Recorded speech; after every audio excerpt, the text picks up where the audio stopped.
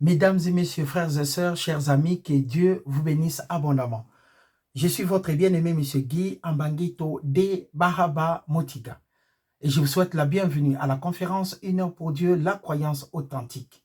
Qu'est-ce qu'est la croyance? La croyance est le titre des propriétés des choses pour lesquelles on prie, l'évidence qu'elles sont vôtres avant que ça soit en manifestation. La croyance est notre conviction qu'on a développée tout en sachant que Dieu n'est point un homme pour mentir, ni un fils d'un homme pour se repentir. Tout ce que Dieu a dit par rapport à ses promesses qui se trouvent dans sa parole s'accomplira dans nos vies.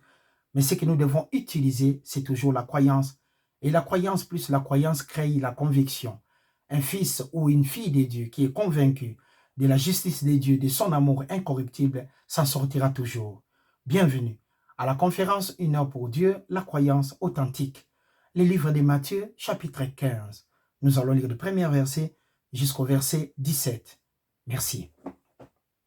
Alors, les pharisiens et les scribes vinrent de Jérusalem auprès de Jésus-Christ et lui dit: pourquoi tes disciples transgressent-ils la tradition des anciens?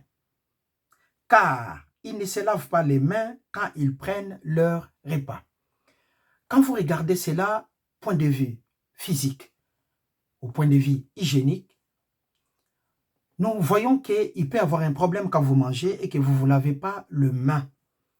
Quand nous parlons de l'hygiène, si vous voulez bien. Mais ici, les pharisiens et les scribes venaient tout simplement par rapport à leur hypocrisie. Si vous regardez les livres des Lévitique, où ils ont développé des lois que les enfants d'Israël devaient obéir, à l'administration de la loi, à l'administration de Moïse, là où il y avait des lois à obéir, nous sommes sauvés par la grâce. Il y avait des instructions qu'on ne devait pas manger telle viande ou tel poisson. Et quand il s'agissait d'un lépreux, souvent il y avait des taches blanches qui apparaîtraient sur la peau. À ce moment-là, on devait amener la personne chez les sacrificateurs et ces derniers devaient observer, en voyant la personne dès se laver. Si la tache blanche ne disparaissait pas, les sacrificateurs pourraient programmer la personne comme étant impure. Donc, il y avait la différence entre un être humain qui était impur et puis un être humain qui était pur. Dans les cas où vous étiez pur et que ces taches blanches ne venaient pas de lèpre, soit du développement du lèpre, à ce moment-là, vous restez avec les autres. Mais si vous êtes proclamé comme étant impur, ou soit vous avez de la lèpre, vous étiez écarté hors de la ville. Vous devez vivre tout seul. C'était une réalité. Donc, l'eau était utilisée pour beaucoup de choses pour rendre pur. Et dans ces cas-là, les enfants d'Israël, cette habitude était tellement une tradition ancrée. Mais dans ces cas si précis, ce n'était pas pour envoyer Jésus-Christ à dire aux disciples de se laver les mains, mais c'était pour l'amener à une condamnation due à la jalousie. Lisons les contextes pour comprendre un peu comment Dieu est bon, comment la parole de Dieu restera toujours incomparable. C'est vrai, nous avons des yeux, nous pouvons déclarer une personne inapte ou bien une personne qui est chômeur, nous pouvons même avoir la capacité de se moquer de la personne, mais croyez-moi, vous êtes sûr de ce que vous faites par rapport à un être humain, mais si vous avez quelqu'un qui est en vie et qui n'est pas décédé, croyez-moi, mesdames et messieurs, c'est mieux toujours d'observer. Parce que tout un chacun de nous peut développer une croyance à une grande vitesse que ça va vous étonner. Parce que Dieu est tellement juste. Tout est possible à celui qui croit. La parole de Dieu nous dit, tout est possible à celui qui croit. Un homme qui demeure dans l'inertie parce qu'il ne croit pas, mais quand l'inertie est gagnée par un mouvement, c'est le démarrage de la croyance. Et c'est ça ce qui peut amener quelqu'un à s'étonner de la vie peut-être de son voisin. Tout est possible à celui qui croit. Mais la croyance est tirée toujours de la conviction par rapport à la parole de Dieu que nous lisons, que nous attendons. Voilà pourquoi nous allons regarder cet enseignement extraordinaire pour comprendre la réalité de la vie. Et Jésus-Christ leur répondit, « Et vous, pourquoi transgressez-vous les commandements de Dieu au profit de votre tradition ?» Parce qu'il y avait contradiction. Quand les pharisiens et les sadducéens et les autres, ils avaient raison, la parole de Dieu était modifiée pour leur avantage. Et dans les cas contraires, ils étaient là toujours pour condamner les gens. Regardons maintenant le verset 10.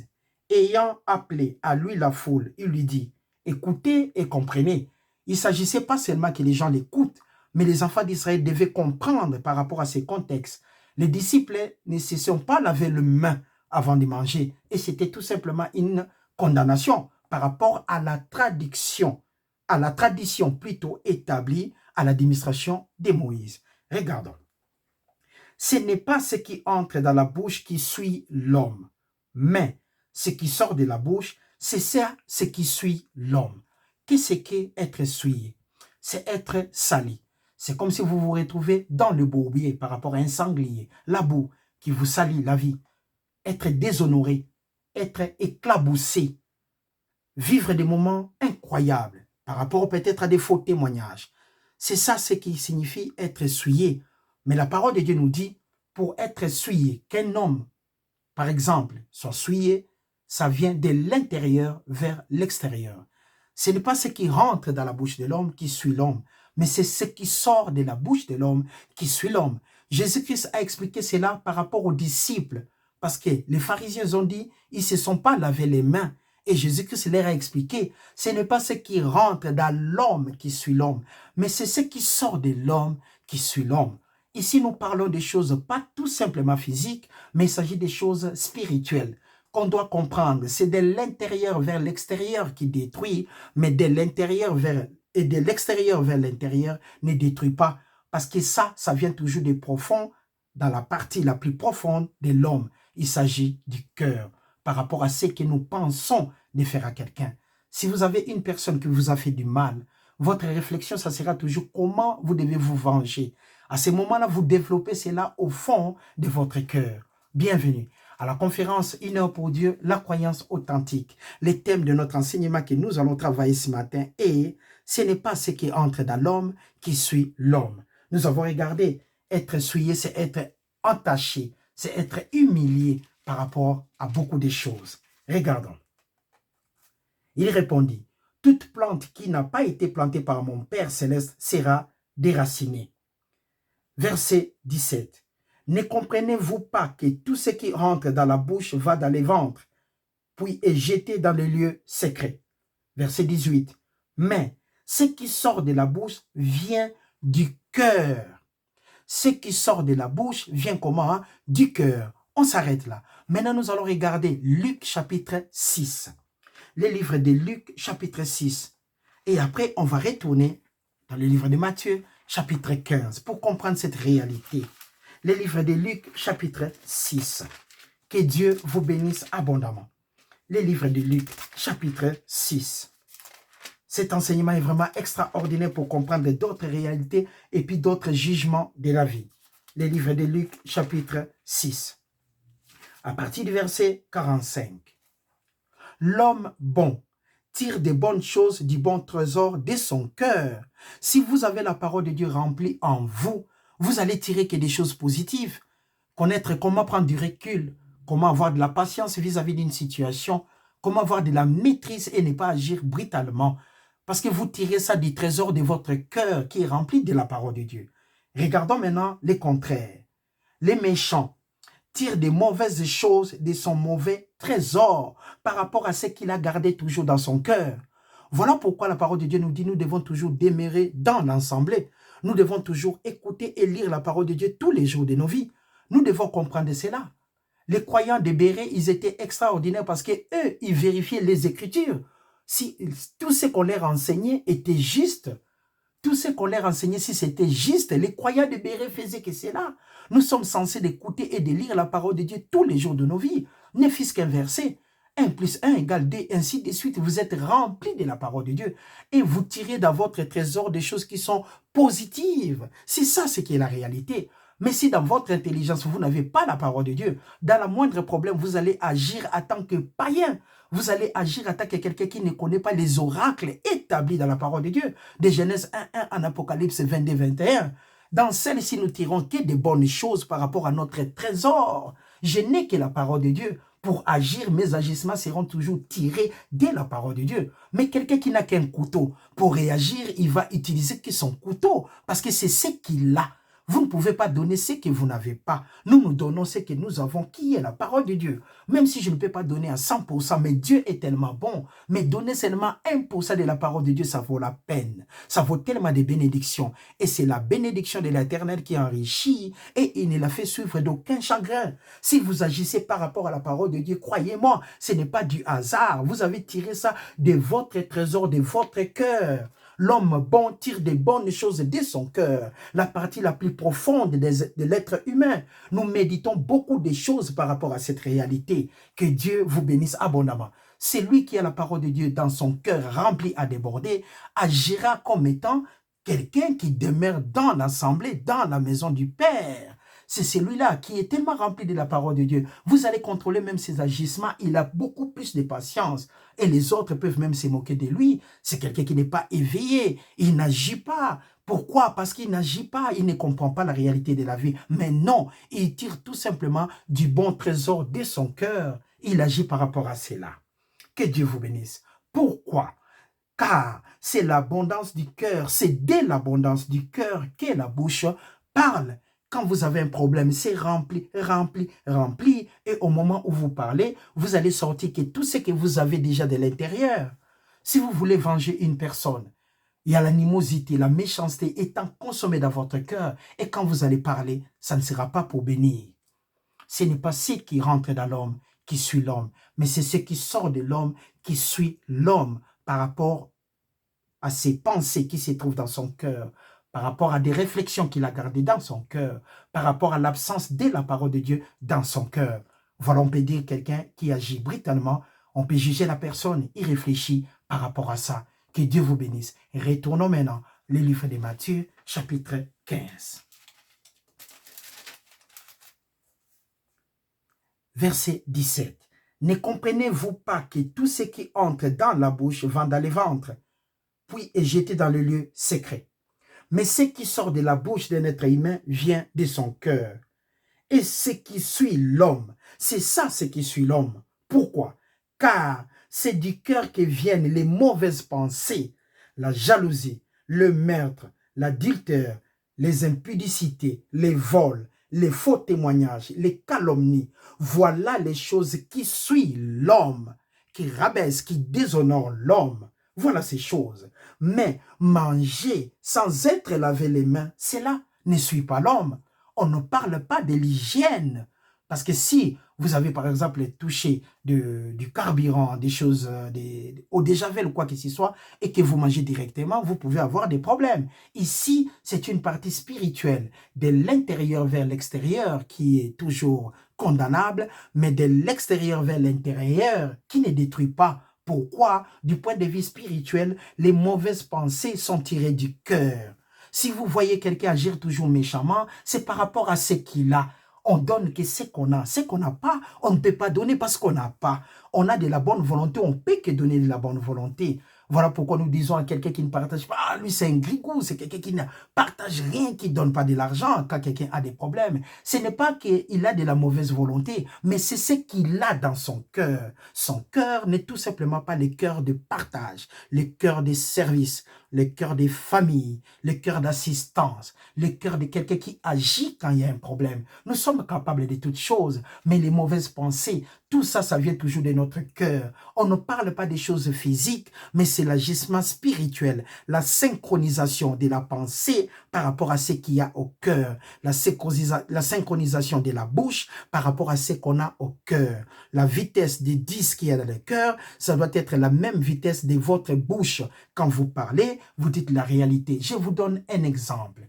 Vous avez une personne qui est très très malade. Le pasteur vient prier pour elle. Dès que le pasteur tourne le dos, la personne demande encore au médecin, est-ce que vous êtes sûr que je vais être guéri? Vous voyez que la personne vit dans une contradiction incroyable malgré qu'il a réussi l'enseignement. Pourquoi elle est comme ça, cette personne? La dernière est comme ça tout simplement parce qu'il ne sait pas tirer des bons trésors de son cœur, parce que la parole de Dieu ne remplit pas son cœur. Une fille ou bien un fils de Dieu doit remplir son cœur de la parole. Vous êtes censé de lire la Bible même une fois la journée, ne fût-ce qu'un verset.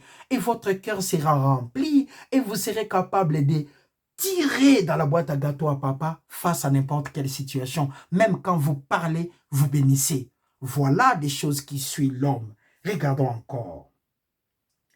Mais ce qui sort de la bouche vient du cœur. Et c'est ça ce qui suit l'homme. Car c'est du cœur que viennent les mauvaises pensées. Excusez-moi. Car c'est du cœur que viennent les mauvaises pensées. Les points de vue de l'homme, c'est toujours dans le cœur. Regardons encore. Si c'est ça ce qui suit l'homme. Car c'est du cœur que viennent les mauvaises pensées, les meurtres, l'adultère, les impudicités, les vols et les faux témoignages, calomnie. Aujourd'hui, nous allons regarder les faux témoignages. Ce qui sort de l'homme, c'est ça ce qui suit l'homme. Si vous témoignez quelque chose de mal et que vous faites peut-être arrêter quelqu'un, comme nous voyons par exemple aux États-Unis, il y a des gens qui se sont retrouvés dans des prisons pendant 30 ans. Mais Dieu est tellement bon. À la fin, la personne était sortie et nous avons attendu ces témoignages. C'est quand même incroyable. Tout ça, c'est de mauvaises pensées qui viennent du cœur. Ce qui rentre dans l'homme ne suit point l'homme, mais c'est ce qui sort de l'homme qui dégrade, qui déshonore, et c'est ça, ce qui suit l'homme.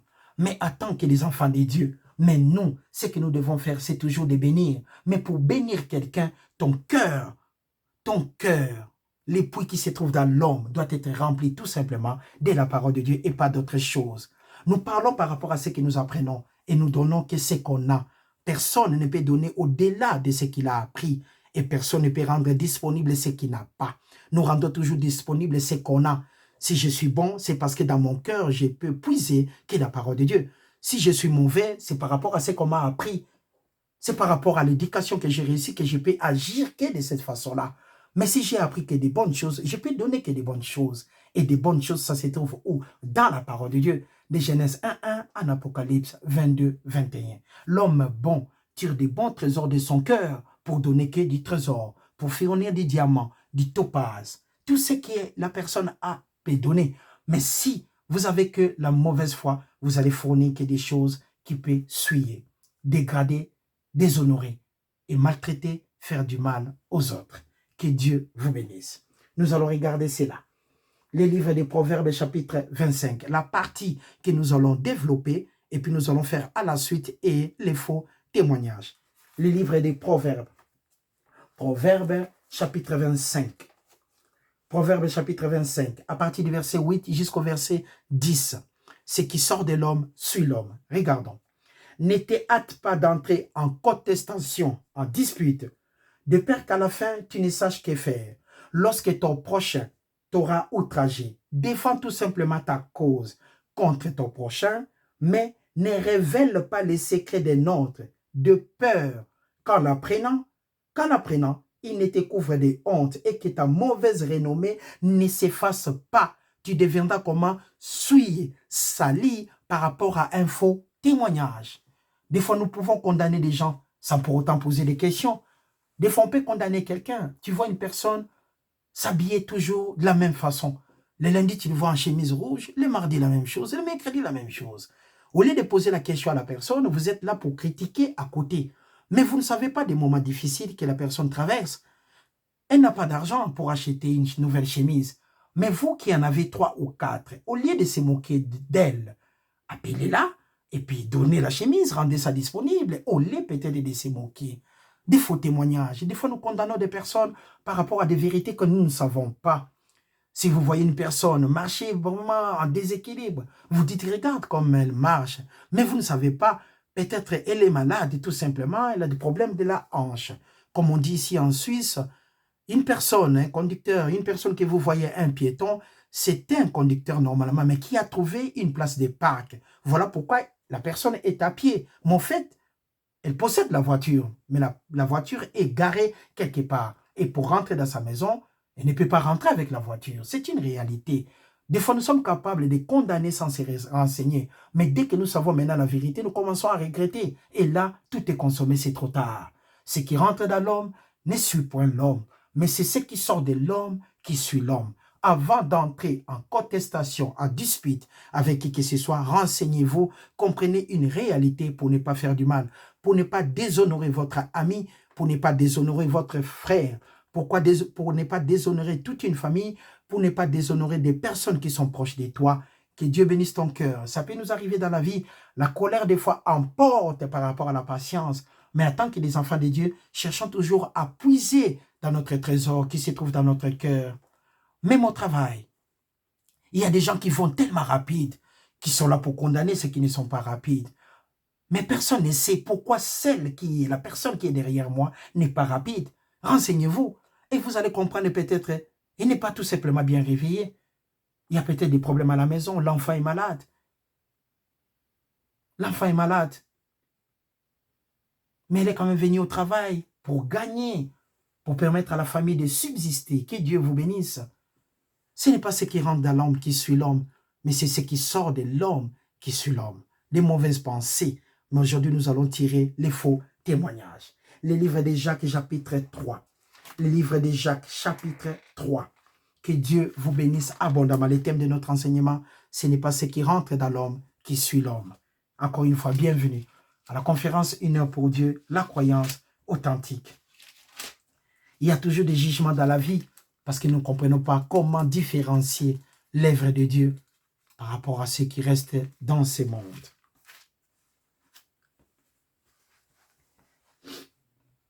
Le livre de Jacques, chapitre 3. À partir du verset 2. Nous brochons tous de plusieurs manières.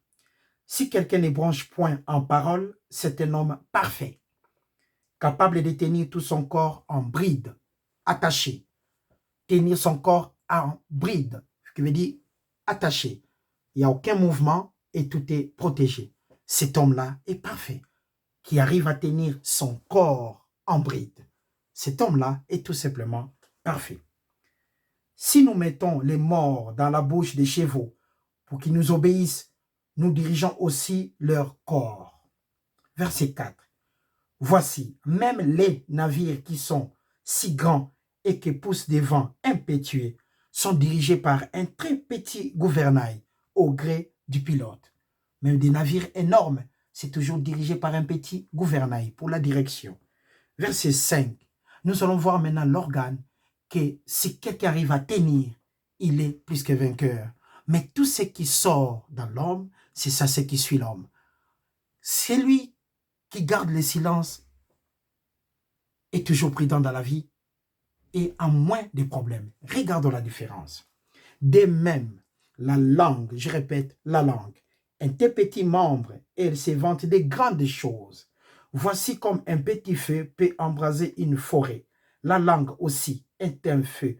C'est le monde de l'iniquité. La langue est placée parmi nos membres, souillant tous les corps. Je dis bien souillant tous les corps et enflammant les cours de la vie, étant elle-même enflammée par la gêne.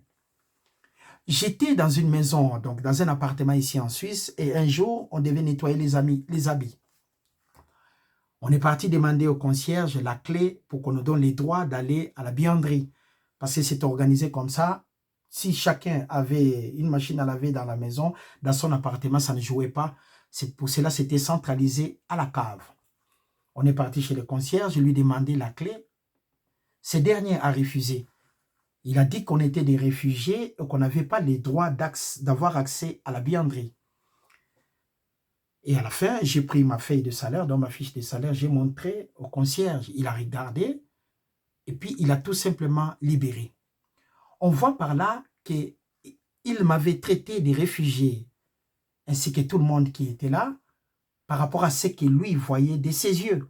Mais il ne comprenait pas que quand je sortais le matin, c'est pour me rendre au travail.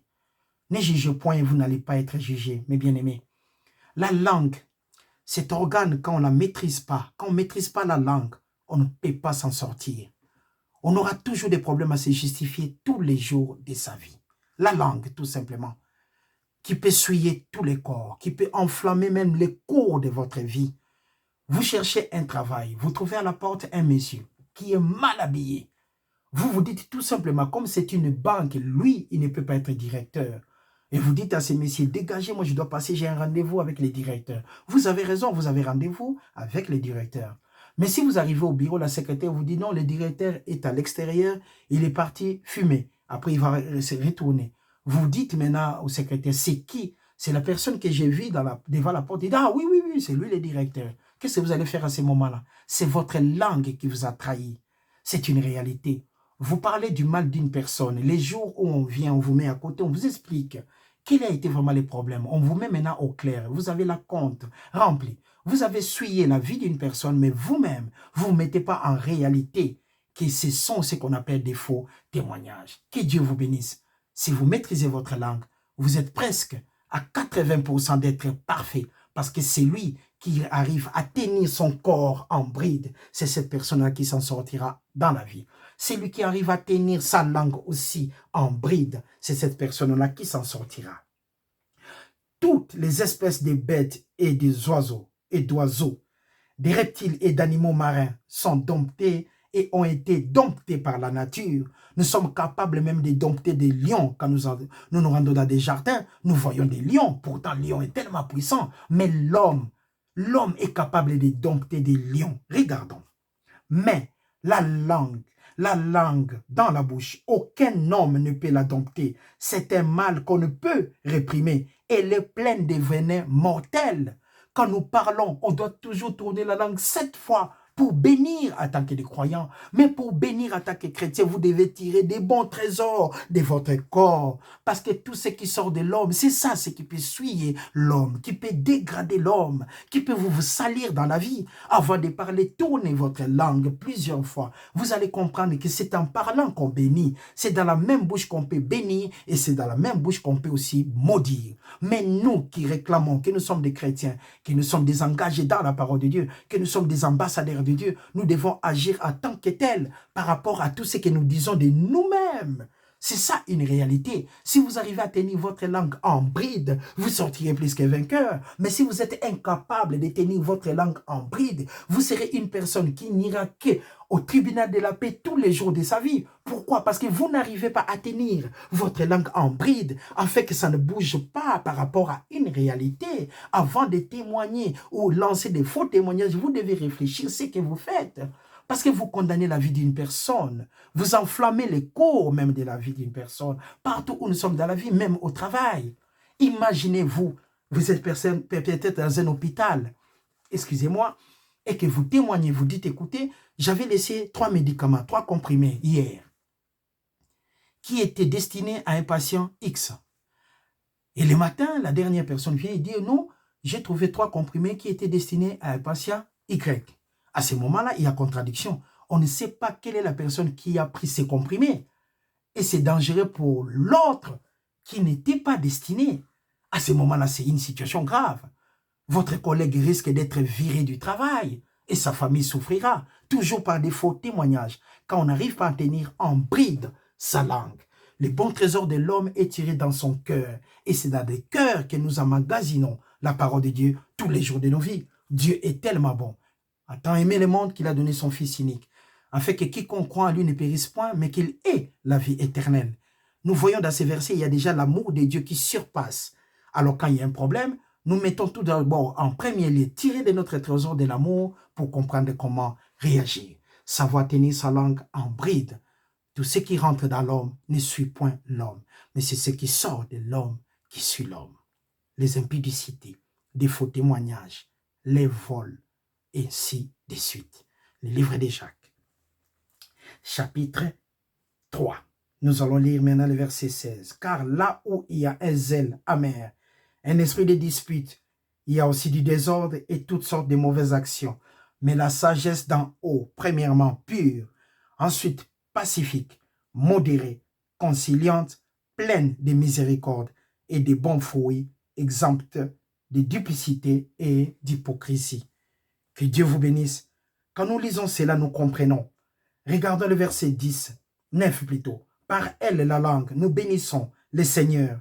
Que Dieu vous bénisse, notre Père. Et par elle, la langue, nous maudissons les hommes faits à l'image de Dieu.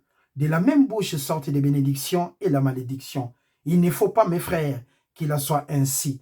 La source fait-elle jaillir par la même ouverture l'eau douce et l'eau chaude, ou soit l'eau amère? Ce n'est pas possible.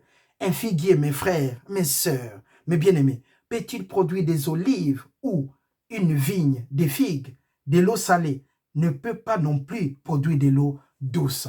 Dans la parole de Dieu, ensemble, selon les normes établies dans la parole de Dieu, nous devons être purs.